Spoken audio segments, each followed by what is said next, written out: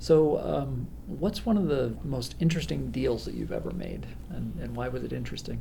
Well, our first true venture capital investment here we made in 2010. And it's a company based in Des Moines called Dwala. Mm-hmm. And I tell this story, and if the CEO was sitting here, he would agree.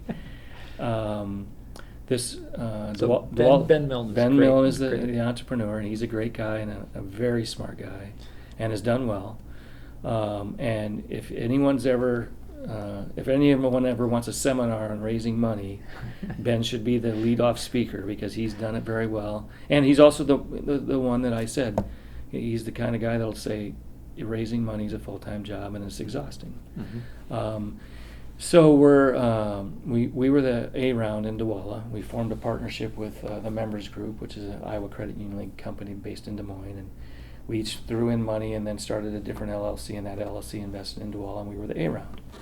And it was funny when Ben was raising money and telling the story about how his person-to-person money internet business, exchange of money over the internet is basically what it was, without having to use cash or credit cards.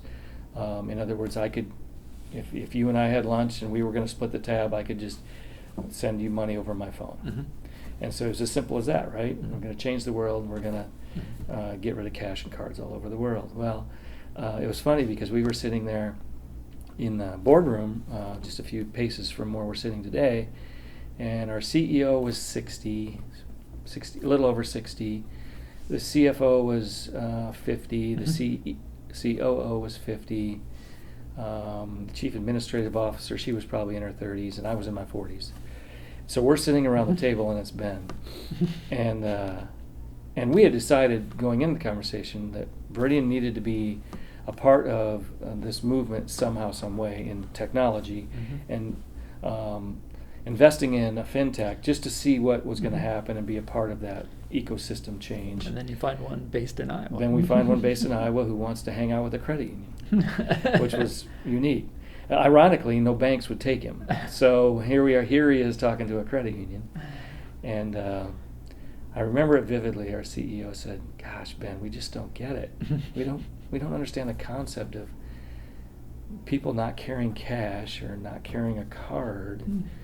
And he said, "That doesn't matter if you get it or not. You're not my demographic." There was silence in the room, and everybody kind of looked at each other, and we're like, "Who's the demographic?"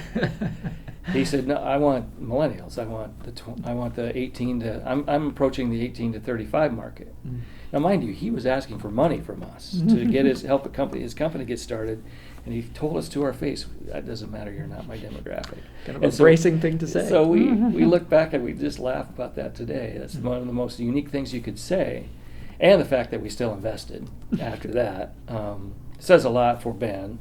It's a credit to him that he had a compelling story and a unique business idea, and the timing was fabulous because at the time PayPal was the only game in town, and so great story, and to his credit, he's done a couple pivots, and he's hung in there, and he's raised a lot of money from both coasts and from the Midwest. And you're invested alongside Andreessen Horowitz. Well, they were the C round. Okay. And Union Square was the B round. So if you look at that cap table and you look at who's in it, the biggest venture capital company in the world, Andreessen Horowitz, is in the cap table. One of the most well-known in the world, Union Square, is in the cap table. There's some famous people in the cap table. Some actor guy that's from Iowa, named Ashton something or other. Anyway, there's some really unique people in the cap table, and it's helped us. We've had great learning from being in the boardroom with Union Square and Andreessen Horowitz and people like that, and that's helped us advance our knowledge quickly in the whole venture capital world.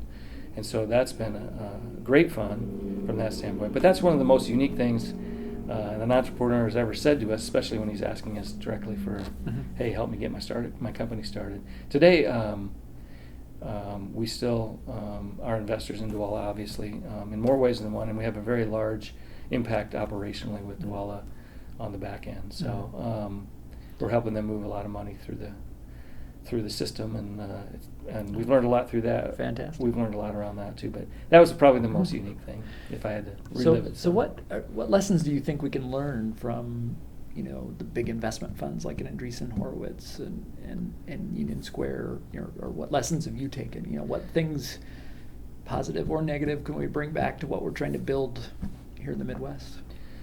Well, the things that the first thing I'll say is the entrepreneurs that are starting in Iowa are lucky, because Iowa Nice does exist.